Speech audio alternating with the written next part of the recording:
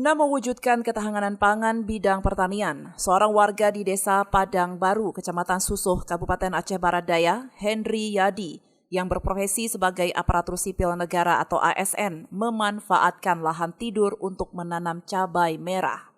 Meskipun sehari-hari aktif sebagai ASN, Henry memanfaatkan waktu liburnya untuk menggarap lahan kosong yang tidak jauh dari rumahnya dengan luas 1 hektar lebih yang selama ini tidak diproduksi menjadi lahan produktif. Selain membudidaya tanaman cabai merah, di lahan tersebut juga ditanam tanaman lain seperti sayur bayam, kangkung, kacang panjang, tomat, dan juga jagung.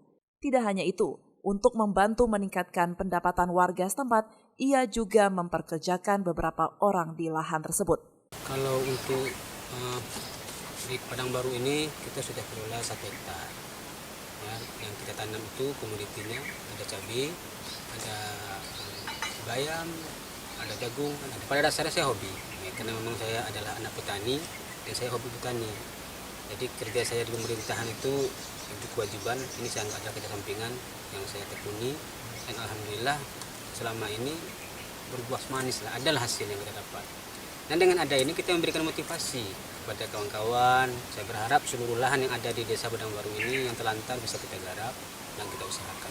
Yang bisa kita kembangkan lah, yang tujuan kita itu bisa menggeliatkan ekonomi masyarakat. Henry berharap penggarapan lahan kosong ini dapat menjadi contoh dan motivasi warga sekitar untuk menggarap lahan tidur agar menjadi lahan produktif sehingga dapat meningkatkan perekonomian.